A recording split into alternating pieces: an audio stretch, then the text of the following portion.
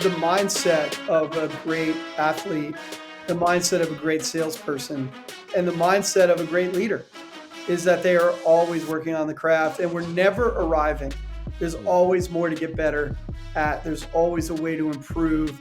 Feedback's no big deal, right? Understand what feedback's valuable to you. Understand that feedback coming from a person who is coming from love and caring is feedback that you should listen to, even if it hurts a little bit. This is Reveal, the revenue intelligent podcast, here to help go-to-market leaders do one thing: stop guessing. If you're ready to unlock reality and reach your full potential, then this show is for you. I'm Danny Wasserman, coming to you from the Gong Studios. Howdy, howdy, howdy. Listeners of the Reveal Sphere, do we like howdy? The other one that I'm still working on is, right, Wasserman. Also happens to have two S's, kind of like sass. So we like Sasserman? Well, we'll continue to give that a whirl. Anyways, folks, welcome to another, you guessed it, exciting episode of the podcast. Before we go any further, it is with heavy hearts and the utmost gratitude that we bid adieu and convey our most sincere thanks to fellow co-host Karina Owens, who has decided to move on. Karina, thank you so much on behalf of all of Reveal for your courage and your stamina as we continue to evolve the podcast, bringing our listeners the most novel, refreshingly original thought to these airwaves. Karina, thank you so much. Moving on, we've got a great episode. And what's going to happen is we're going to dive deep, not just into the achievements of an incredible individual, but also what in life brought them to where they are today as the Senior Vice President of Global Enterprise at Meltwater, Scott Gibbs, who happens to also moonlight as the assistant basketball coach for Drew University. For my Rangers out there, go Rangers. Yep, you heard it right. We've got basketball being converged with B2B SaaS sales. So Scott has this unbelievable philosophy. He talks about this adage that your people don't care about what you've learned until they learn how much you care. And I'm, of course, bastardizing it. Listen to the episode here a little bit more about how Scott continues to bring this unrelenting commitment to humility, even from the perch at which he sits as the SVP of Global Enterprise at a large, massive behemoth like Meltwater. We're going to unravel the secrets of how Scott has gotten comfortable thinking about his personal and professional life, not as a linear destination, but as a continuum, living, thriving in those shades of gray. So get ready for a super fun, dynamic unpacking of a career that any of us would be lucky to have. We're going to demystify and unpack what can you learn from basketball that applies to your world in sales. Let's get it going. Hit that, DJ. Ladies and gents of Reveal, here we are yet again. Danny Wasserman this week bringing to you certainly one of my coaches. I'm not even making that up. Yes, Scott Gibbs, the SVP of Global Enterprise at Meltwater, who happens to be the basketball coach for the Drew University Rangers, is coming to us today, helping to unpack, in spite of what have been numerous chapters of complexity during his nearly 3 decades at the helm, leading enterprise sales teams in the B2B SaaS space. He's going to talk to us about what he does to not get distracted by that complexity. Scott, welcome to Reveal. Danny, it's so great to be here. I just want to correct, I am a volunteer assistant men's basketball coach at Drew University. Not the head coach, but I appreciate the introduction, and it's great to be here. It's an honor to be here.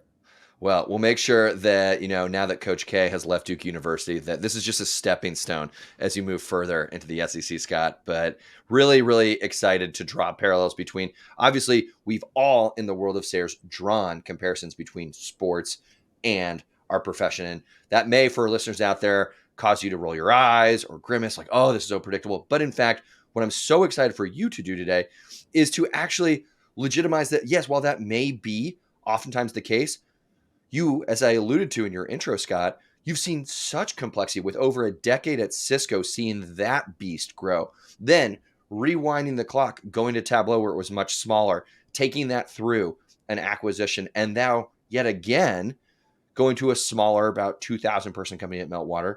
There's complexity at each step along your journey and through, whether it's coaching basketball at Drew or other places. I have to think that you've grounded yourself amidst that turbulence with fundamentals. So with that said, talk to us a little bit about what are those non-negotiable fundamental Coach G rules of sales fundamentals that keep you pretty much, yeah, like I said before, balanced, albeit all that volatility. Yeah, it's such a rich question. I appreciate the opportunity to try to answer it as best I can. Yeah. I would say there's three big buckets there. One is leadership, two is the playbook of activities and collaboration that you need among the team. And the third is just running a good factory like operation. And I learned from Cisco how to run a great factory like operation. I mean, they are the go to market grown ups, and they've been able to last 35 years without being disrupted in spite of numerous attempts. And I think they deserve a tremendous amount of credit to do that. At Tableau, we learned that mid-market takes you so far, and then you really have to groove into enterprise go-to-market. And you and I got a chance to work together with the likes of Lynn Smith and Dan Miller and Adam Slipsky to really reinvigorate Tableau's go-to-market in an enterprise form. And then now at Meltwater, we're doing the same thing. We have a mid-market business with an accidental enterprise business that's quite substantial because of the way we grew up, opening offices around the world and selling concentrically there. And now we're purposefully growing our enterprise business. So I feel very privileged to pick up experience, best practices along the way.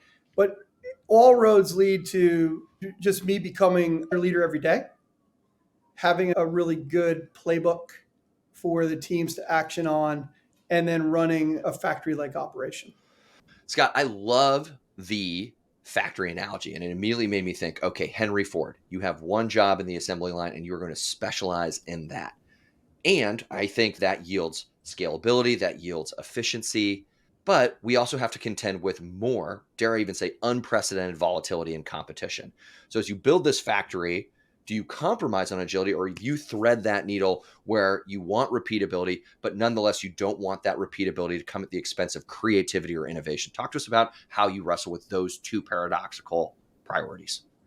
Danny, I think the thing that you're always trying to simplify is the inherent complexity of enterprise. Uh-huh.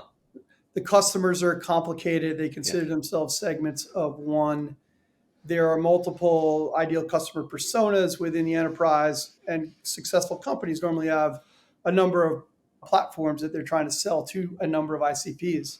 So the factory helps you stay agile. Okay. And what I mean by factory is, hey, we're going to forecast our business bottoms up every single week, right? And so every week, first line leaders with their teams, second line, third line, so forth, on a call together. That builds a ritual. It's like cooking dinner with your family in a professional sense. Everybody's in the boat. Everybody knows where we stand on the week, month, quarter, and year. Okay. A cross-functional account planning at scale. Again, the complexity requires multiple functions: sales, customer success, product development, services, partner teams, all of those functions coming together around an inherent focus on the customer's needs. And what are our big bets? How do we put some big numbers on the board? Because the enterprise game is about getting large deals while maintaining velocity deals. It's doing both.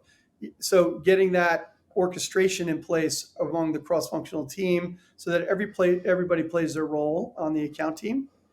And then it's the large deal motions and the executive interlock that you need to action and gain credibility with customers at a senior level so that they can count on you and they will make big bets on you as a vendor. So all of those things, kind of create that actual agility in the context of the factory. Within the context of the factory, your comment, right? Like, we're perpetually in this crusade as leaders to reduce the complexity of enterprise. I love that. That's never something that you can put to bed, put on the shelf, and forget about, that your job is to help usher or shelter, shepherd your teams away from that complexity. Fantastic.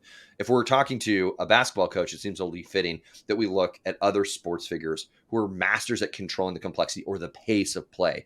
So in football, I think about Tom Brady, his patience with the clock, or even Lionel Messi on the soccer pitch. Again, someone like Michael Jordan, with very few seconds remaining in a game. All of them are very comfortable maintaining composure given the pace of things. Do you yourself, Scott, when things begin to intensify in complexity, do you have any sort of red alerts? Do you have any systems, triggers that you can share with our listeners that remind you, Scott, slow down, Scott, pull up. We're just trying to reduce complexity opposed to feeding into it? Yeah, I think it's really a mindset of sometimes you just have to slow down to go fast. And you just can't, as a leader, you can't get swept away in the activities of the moment. And you need to be able to zoom out. And that probably is one of the things I've learned over time and improved in my own leadership paradigm over time is slow down to go fast. This is a journey. There's no perfect way to proceed. We have to stay humble, Yeah. take our time, and that ultimately just simple things like that, staying connected to that with my mindset has really helped me, I think, guide and be on the quest of simplifying the complex, because that's really what enterprise is all about, simplifying the complexity.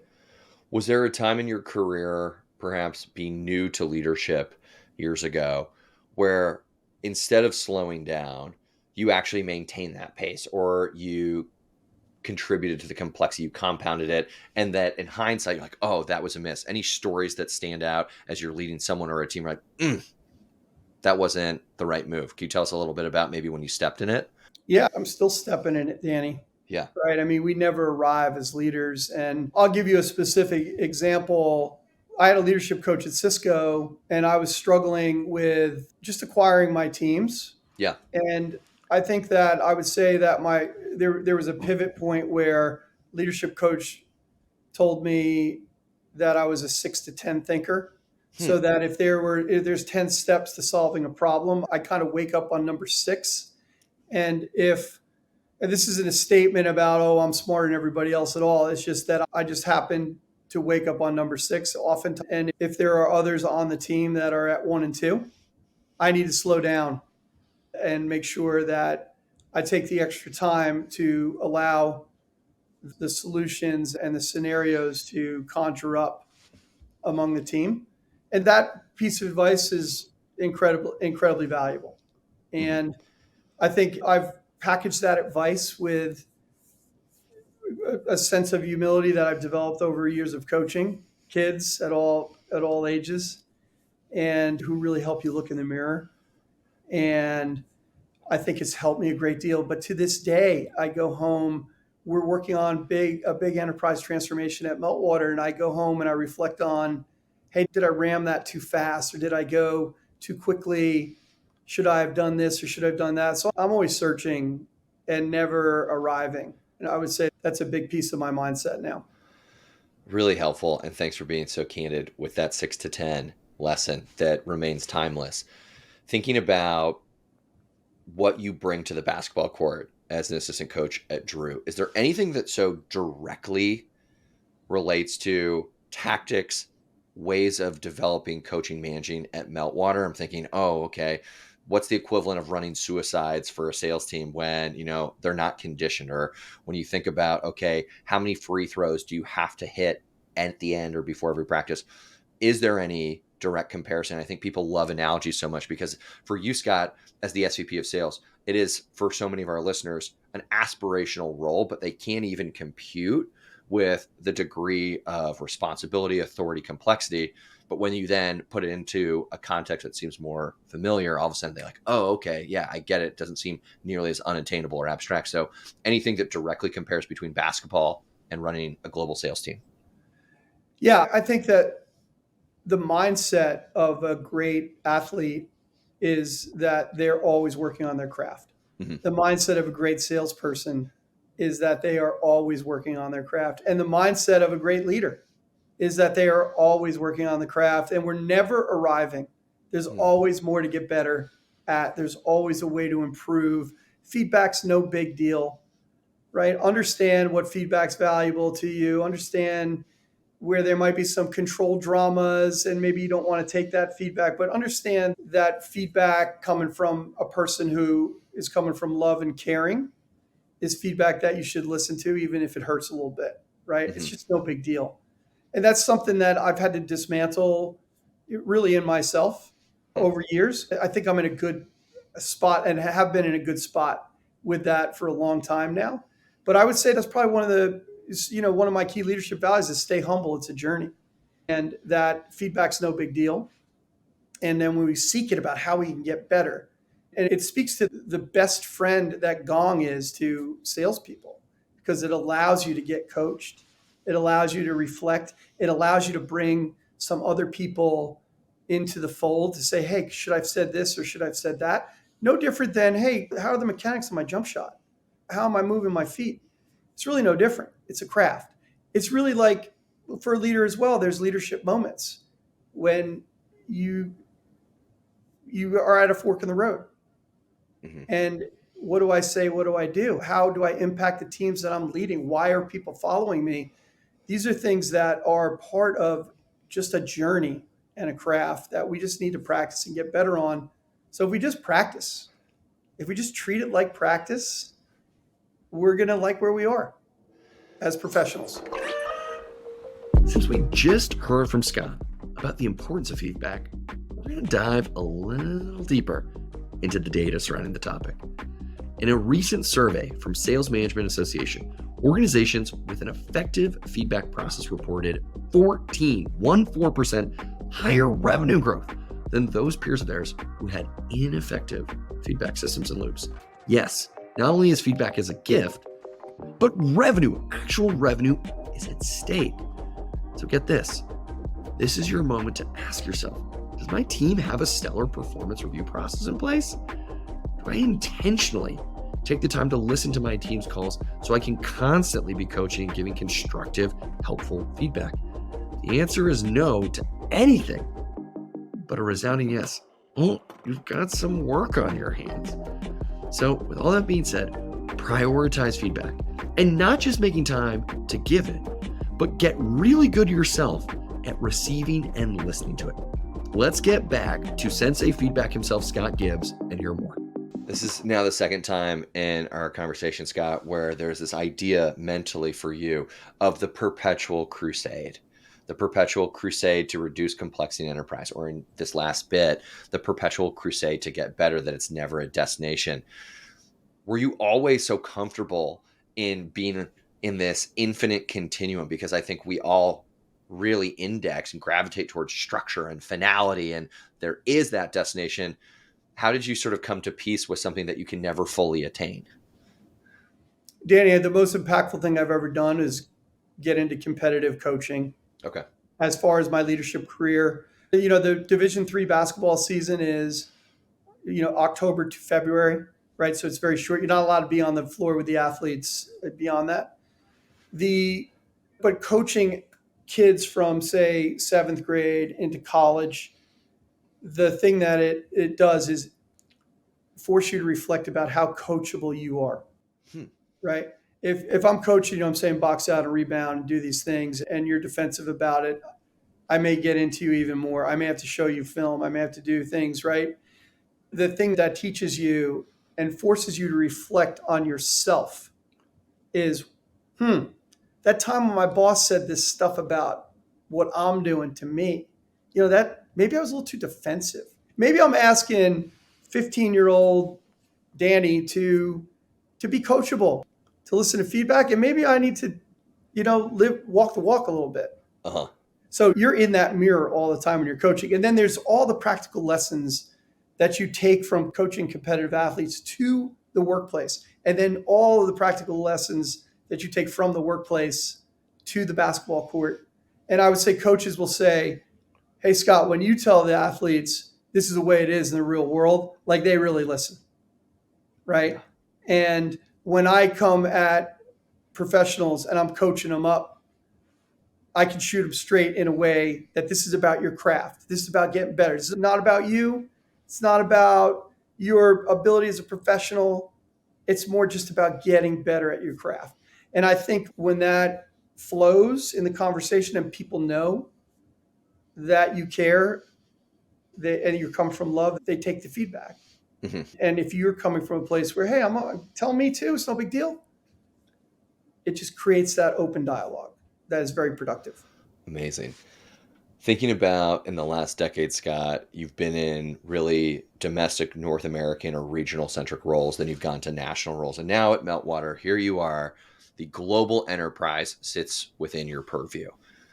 In Scott Gibbs' golden playbook of fundamentals and right, thinking about what has made you so wildly successful, are there certain fundamentals that transcend geographic boundaries? Because just inherently as human beings, this works in EMEA and this works in APAC.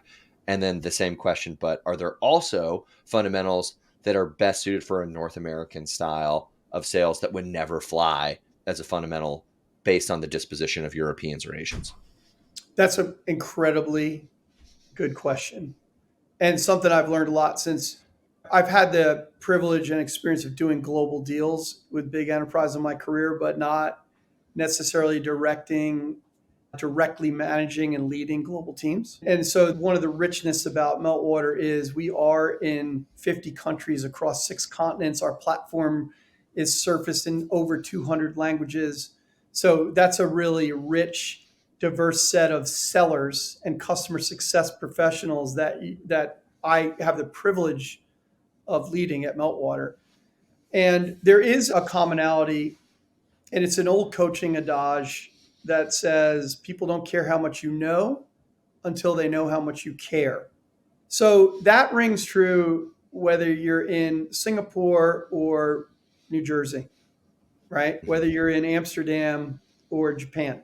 That rings true everywhere.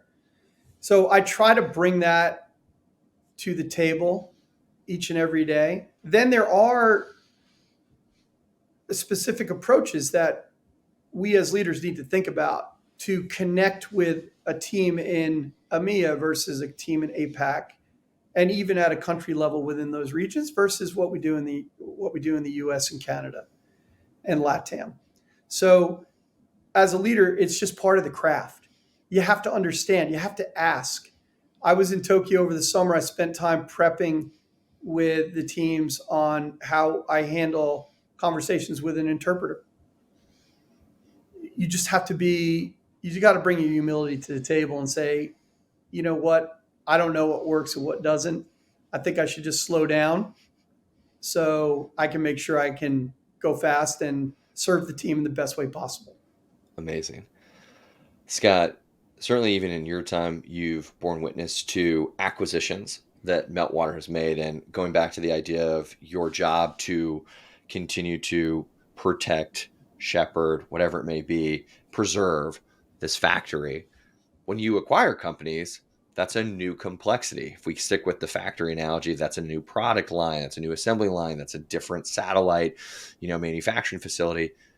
How do you do one of two things? Absorb those acquisitions in a way that preserves the factory efficiencies, but then also, what are you trying to teach your team to sell with this new appendage to the factory? Talk to us about that complexity that a lot of our listeners are contending with, either from the perspective of an IC or from the perspective of being a leader of that acquisition. I think that the reason in Meltwater's case, we bought Linkfluence, Clear, and Aller in 2021. And with each, we got dramatic positive additions to our ability to serve customers.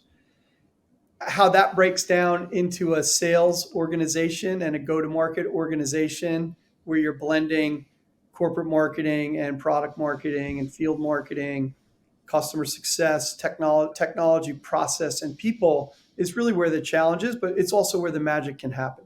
And a lot of times it's about, are these roles clear? So it gets back to, do people know their role on the team? Are the comp models aligned? So do we have role clarity bound by comp, right? And are the teams centered on moving in the same direction to service the customer and grow the business? And those are the elements that are the challenge when you're integrating acquisitions. So we have role clarity bound by comp, account planning at scale, where it's cross-functional. We understand the ICPs. Everyone understands their role on the team. And then there is a little bit of enforcement, quite honestly. There is a little bit of, hey, is Danny working with you guys? Are you having access to the customers? Are we behaving in a way that is all about the team and the customer, or are we being less like that. All of those things have to modulate in the business day to day. Great. Well, it occurred to me as we're having this conversation, Scott, that seasonally, the time of our discussion falls within a period. There are a bunch of open seats with NBA franchises given folks that didn't make it to the finals. I know the 76ers just sacked their coach. I think the Suns have an opening. So with all of this wisdom, these pearls that you're sharing, are we going to see you courtside in the 2023-24 season? Because my goodness, anyone could be taking nuggets from just 20 minutes hearing from Coach G. Is that aspirationally where you want to go? I'm going to say that you will see me courtside because of the good graces of my boss, John Box, at CEO of Meltwater. You'll see me courtside at Drew University. There you go. But you will not see me courtside at the NBA. But I will continue to coach knowing that it makes me a better leader, and continuing to lead in my workday knowing it makes me a better coach. The adage that you reference is certainly something that I'm going to take from this conversation moving forward. The idea that people don't care how much you know until they know how much you care. Oh my God, just gives me the chills. So Scott, thank you so much for imparting what is a wealth of knowledge to our listeners. Nearly 20,000 unique monthly listeners are all going to benefit from this. So thanks so much. If you have listened to Reveal, you also know that we bury one final question that we ask every single one of our guests. So as a listener, you probably know what's coming, but for folks who have heard Reveal before, this is their first time, here we go. Scott, the last question of today's episode. If you could describe sales in just one word, what word would that be? Craft. Say more. Say more? It's a craft. It's a practice. It's a never-ending. The beauty of sales is you never arrive as a great salesperson. Until you retire, you never arrive. You're always getting better. So just keep practicing. I don't want to shamelessly plug Gong here, but use Gong. Use it. It's akin to watching game film. Work with your boss. Find out how you can get better. Don't fear feedback. Lean into it and treat it as a craft, and you will like where you go in this profession. I promise. Swish. My goodness, Scott, thanks so much for draining that 3 right at the end. This is Scott Gibbs, the SVP of Global Enterprise Sales at Meltwater. Scott, thanks so much for being here. Danny, thank you. It's great to be here. It was an honor and a privilege. Thanks so much for listening to this episode of Reveal. If you want more resources on how revenue intelligence can help you create high-performance sales teams, head on over to Gong.io. If you like what you heard, give us that 5-star review on Apple Podcasts, Spotify, or wherever you may listen.